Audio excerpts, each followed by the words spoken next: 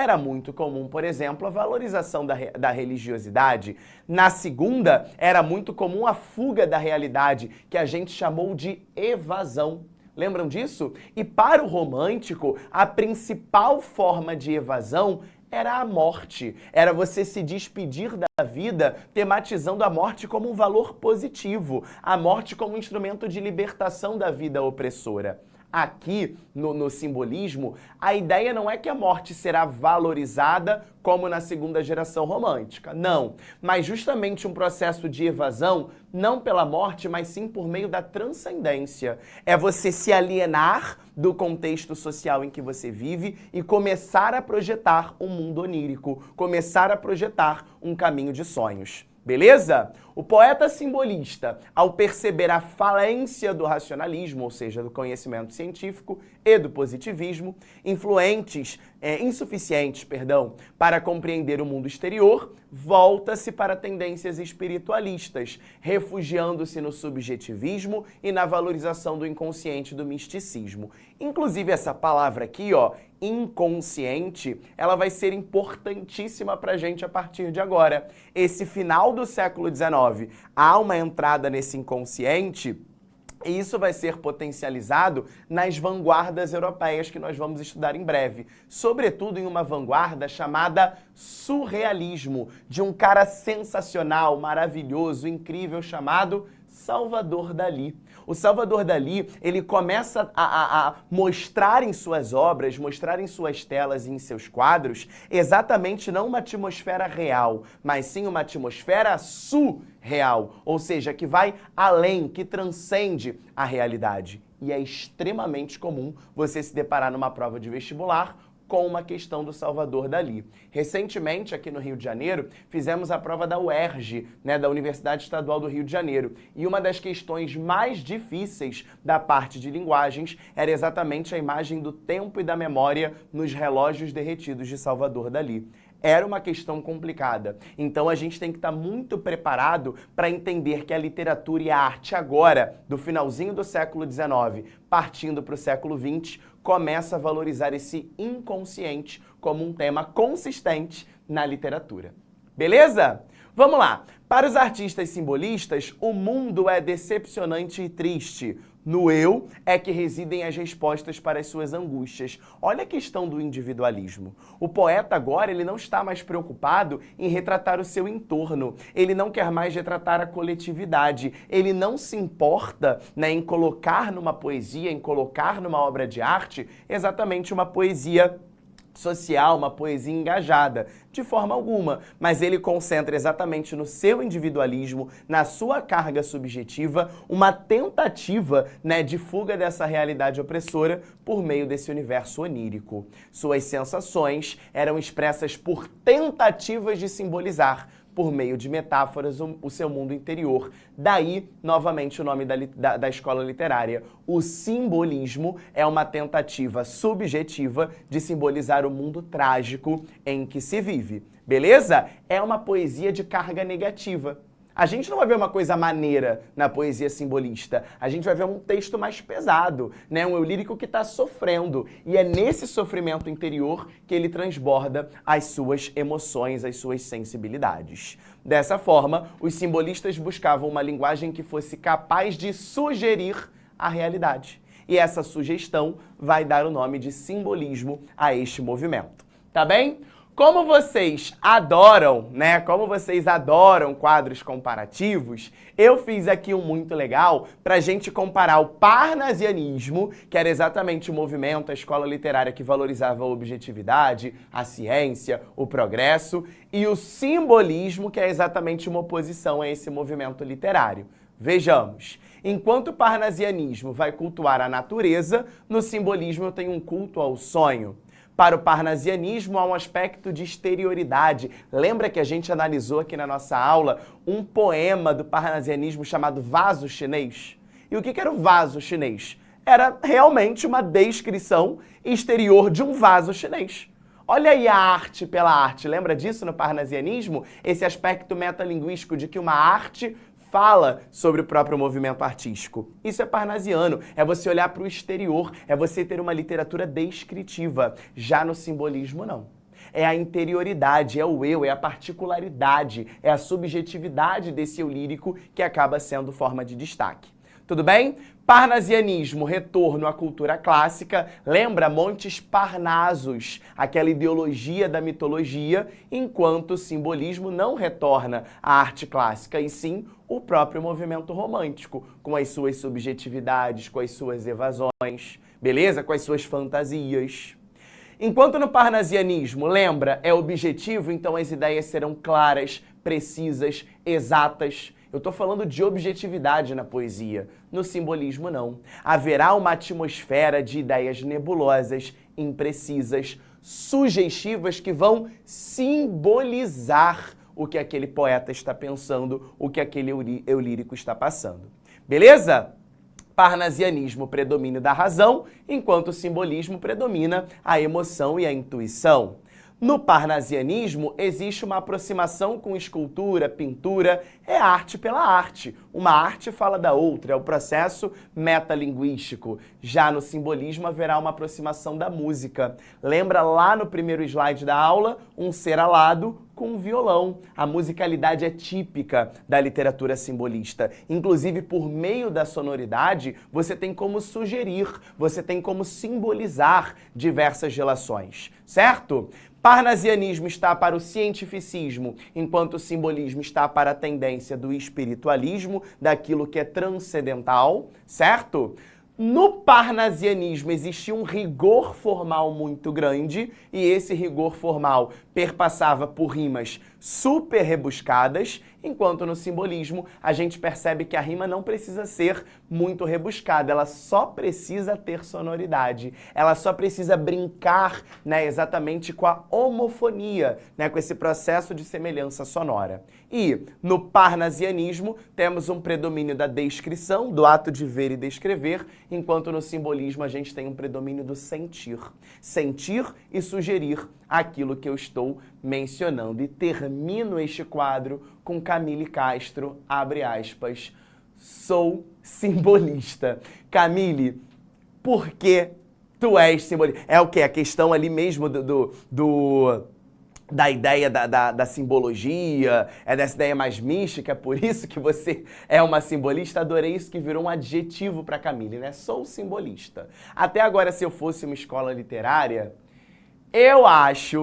olha só, vou quebrar aí o chat, tá? Eu acho que no atual momento eu seria o romantismo. Joguei aí, tá? Joguei aí, eu seria o romantismo, tá? Não sei por quê, parece que eu seria o romantismo hoje, né? Não sei amanhã, porque eu prefiro ser essa metamorfose ambulante, mas pode ser que amanhã eu diga que eu sou o realismo. Naturalismo eu não quero ser não, tá? Que eu não quero ser comparado a nenhum animal, pelo amor de Deus, tá? Mas por enquanto eu sou o romantismo. E olha como é que a vida é, né? Olha como é que o mundo dá voltas. Eu arrasando o romantismo aqui, ó. Quantas vezes eu falei mal do romantismo, né? Falei, ai gente, que coisa melosa, melodramática, amar é sofrer. Olha as voltas que o mundo dá, gente. Agora eu tô amando o romantismo, né? Mas vamos continuar aqui. Vamos sistematizar então essas características do simbolismo. Subjetivismo, claro, né? Desinteresse por essa realidade objetiva. A gente tem uma particularização, um eu voltado para o seu mundo individual, não para a coletividade. Misticismo e espiritualismo, ou seja, aqui a gente tem uma visão mística da vida, não mais uma visão racional. Tô pouco me lixando, né, para a questão científica na poesia. Poesia é lugar de sonho, poesia é local de imaginação. Então esse misticismo aparece bem. Sugestão, daí vem o simbolismo, né? A poesia não é direta, a poesia não é objetiva, e sim exatamente sugere-se, né, alguma imagem, sugere-se alguma emoção por meio de algum recurso estilístico. E aí eu queria fazer uma ressalva. É muito frequente, mas muito frequente mesmo, a utilização da cor branca nas poesias simbolistas, tá? Repare bem, quando você estiver fazendo uma questão, como que de vez em quando a gente esbarra na cor branca. a descrição, a caracterização e a sugestão que esse branco poderia trazer à literatura, justamente corroborando esse sentimento de uma atmosfera vaga, de uma atmosfera imprecisa, porque a cor branca é uma cor que você preenche com aquilo que você depreender, com a sua imaginação. Ela não tem um significado próprio, né? Mas ela corrobora exatamente essa questão da sugestão, da imprecisão, da nebulosidade. Beleza? Próximo ponto, alienação social. Galera, o poeta não está preocupado em fazer uma poesia engajada. Ele não está preocupado com a lacração social. Ele está preocupado em falar dele, dos dramas dele, do interior dele. Não é uma poesia coletiva. Ele está falando dele mesmo, daí essa visão mais individualista, beleza? E isolacionista, o cara se isola, né? Eu vou falar de mim. Transcendentalismo é exatamente o fato de que a matéria, né, ela vai muito além da ciência. Eu preciso olhar para esse universo onírico, para esse universo de sonhos, de sugestões, para entender outras coisas que a ciência não é capaz ainda de desvendar. Principalmente questão sentimental. Galera, não é que o cara simbolista ele era um negacionista não, tá? Ele sabia da importância do conhecimento científico, mas a ciência tem a ver com a objetividade. E o intuito da poesia simbolista é trazer essa carga emocional que vinha se perdendo. É quase que uma crítica ao parnasianismo, porque o parnasianismo estava muito engessado. Cara, a arte pela arte, falar de vaso chinês, falar de escrever escultura, estava engessando a literatura. Só podia fazer soneto, tinha que ter rima metrificada, tinha que ter rima... Não é que tem uma liberdade formal não, tá? A gente vai continuar no simbolismo tendo ali um procedimento de rebuscamento. Isso é verdade, mas... Por mais que houvesse um rebuscamento, a gente traz de volta a sugestão para a literatura, a emoção para a literatura, o ato de você poder expressar os seus sentimentos sem ficar preso numa visão objetiva. Beleza? Próximo ponto, emprego de sinestesias. Lembra o que é uma sinestesia? Sinestesia é uma figura de linguagem que mescla elementos sensoriais humanos. Então eu mesclo, por exemplo, a visão com o tato. Eu mesclo, por exemplo, a audição com o paladar. Eu estava lendo um livro também para a prova da UERJ, um livro incrível da Lígia Bojunga chamado O Meu Amigo Pintor. Gente, é um livro que eu recomendo para todo mundo, inclusive falamos dele brevemente em alguns momentos aqui no ProEnem e no ProMedicina. E este livro, O Meu Amigo Pintor, tem um momento, né? É um livro que tem uma pegada um pouco triste, e tem um momento que ele fala que o silêncio era branco. O silêncio branco é uma sinestesia. Silêncio branco é uma sinestesia porque silêncio tem a ver com a audição e o branco, a cor, tem a ver com a visão. Então eu mesclei elementos sensoriais humanos, contribuindo aí para a criação de sinestesias ao longo da obra, que vai ser bem frequente também no simbolismo. Tá bem? Próximo ponto, musicalidade por meio de onomatopeias, por meio de rimas e por meio de duas figuras de linguagem que são importantíssimas. Isso você não pode deixar de anotar. A aliteração e a assonância. Olha elas aqui, ó. A aliteração e a assonância. A literação vai ser a repetição de consoantes, beleza? Então, quando eu percebo que um verso, né, eu tenho ali a repetição de consoantes, isso vai ser uma aliteração, é uma repetição consonantal. Beleza? Já a assonância vai ser a repetição vocálica. Então eu tenho elementos vocálicos que se repetem, né, olhando para essa atmosfera de musicalidade, sendo um recurso, né, um recurso sonoro, um recurso fonético para contribuir para a musicalidade, se a repetição de vogal é a assonância, se a repetição de consoante é a literação. Isso você precisa escrever. Beleza? Aliteração, repetição de consoante, assonância, repetição de vogal. Muito bem. Uso de um vocabulário místico e litúrgico, ou seja, algo completamente fora dos padrões científicos, né? Então, palavras como alma, infinito, essência, transcendência, né? Elas serão muito... sonho, elas serão muito presentes nessa literatura simbolista. E uma característica que também me chama a atenção é o emprego de letras maiúsculas para substantivos simples. Pensa comigo, A palavra branco, por exemplo, a palavra branco, a cor branca, ela pode ser ora substantivo, ora adjetivo. Independentemente do contexto, branco sendo adjetivo ou substantivo ou adjetivo, eu sempre devo escrevê-lo com letra minúscula. Ora, branco é um substantivo simples, né? Então eu não vou escrever com letra maiúscula. Mas o poeta simbolista, ele vai pegar palavras, né, e para atribuir uma simbologia.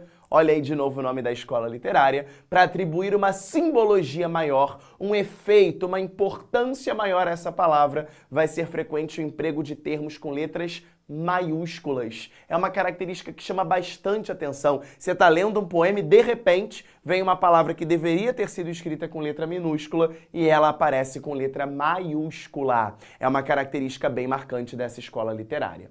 Tudo bem? Olha, o Vitório Henrique, um beijo pra você, meu querido, ele pergunta: Professor Diego Dias, primeira vez, inclusive, que meu nome é mencionado. Muito obrigado, Vitório, né? Porque ou é Lecha, ou é Gugu, ou é sei lá o quê. Pela primeira vez, adorei, chamou pelo meu nome. Só você e minha mãe me chamam por Diego, tá bom? Só vocês dois. Inclusive, nem mais minha mãe, tá? Minha mãe, ela tem uma mania horrorosa. Quando eu era mais novo, eu tinha um apelido, ela sempre me chamava de Neneco. Neneco, que pra ela era um diminutivo de neném.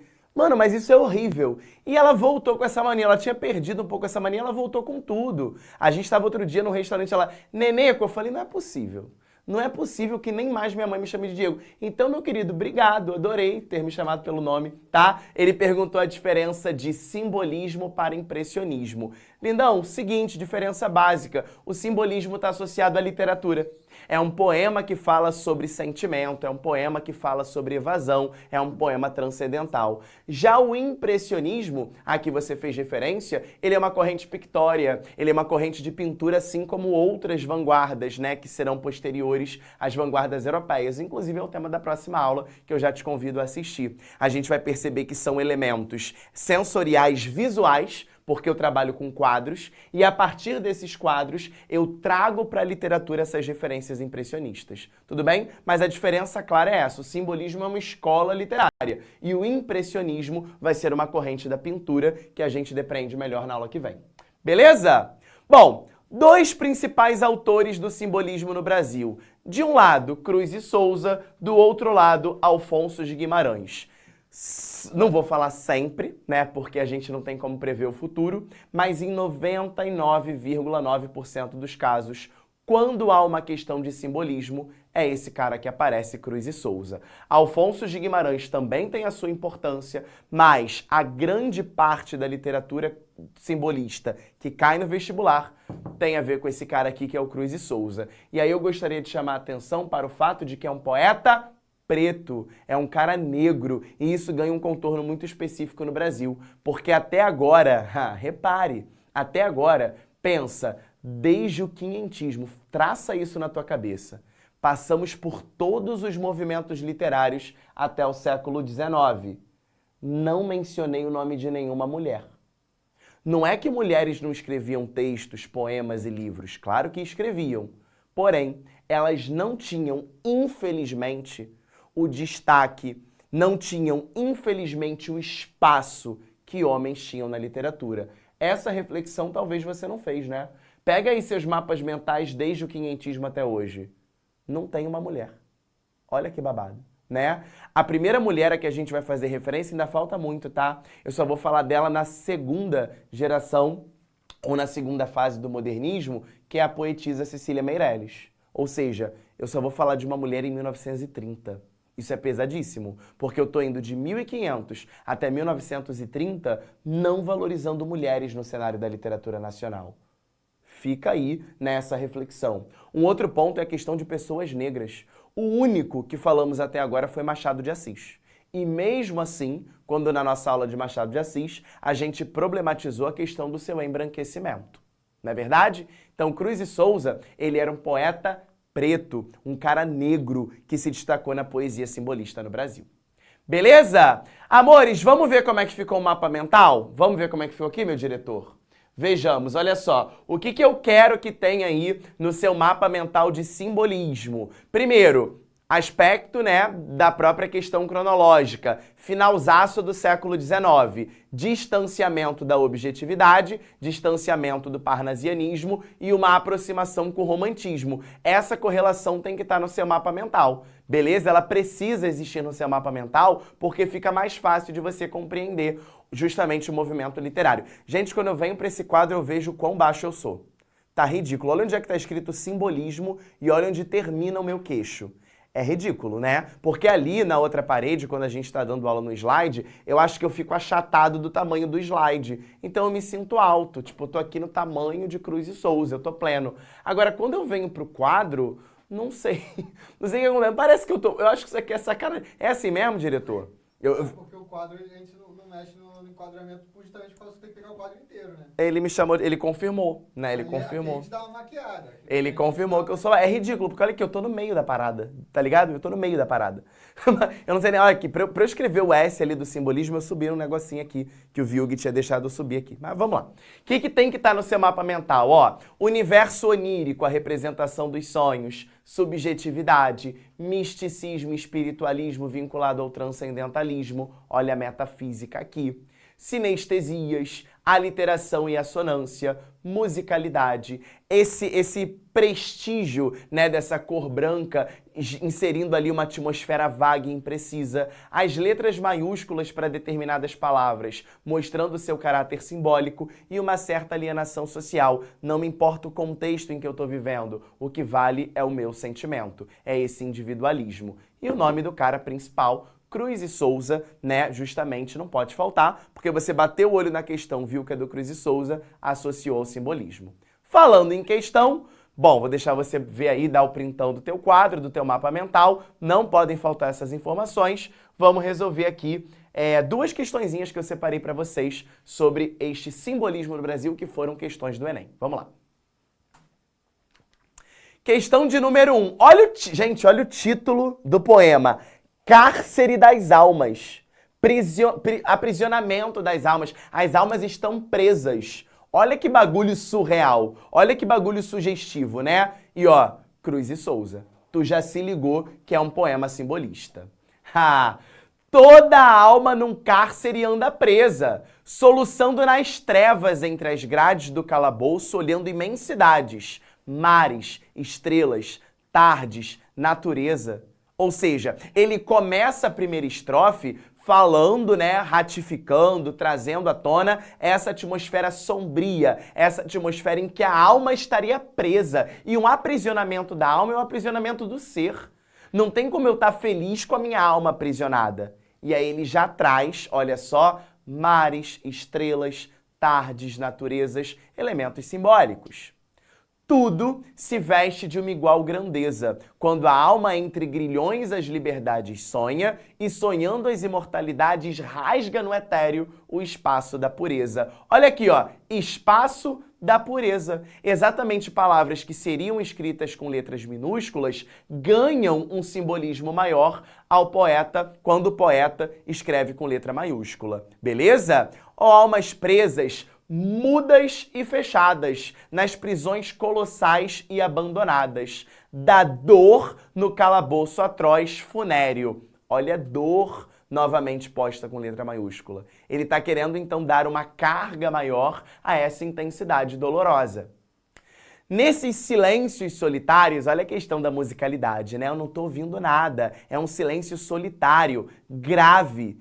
Que chaveiro do céu possui as chaves para abrir-vos as portas do mistério. Isso aqui é um tiro, né? Ou seja, o que ele está falando? Quem é que vai ter a chave não da objetividade, mas sim do céu, do devaneio. Olha como é que céu está escrito com letra maiúscula.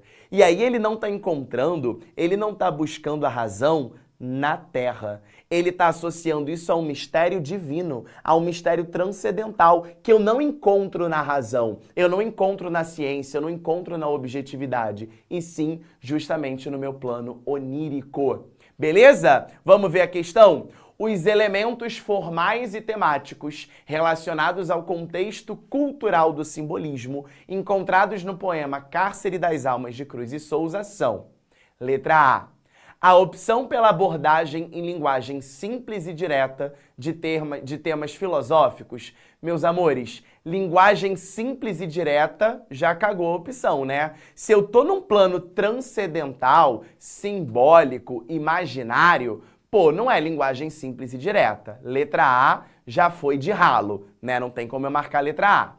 Letra B. A prevalência do lirismo amoroso e intimista em relação à temática nacionalista. Ele até começou bem quando ele falou em prevalência, né, em preponderância de um lirismo. O amoroso eu já me questiono, mas temática nacionalista? Não falou nem de Brasil, não falou de pátria, como é que é nacionalista? Tá fora. Letra C.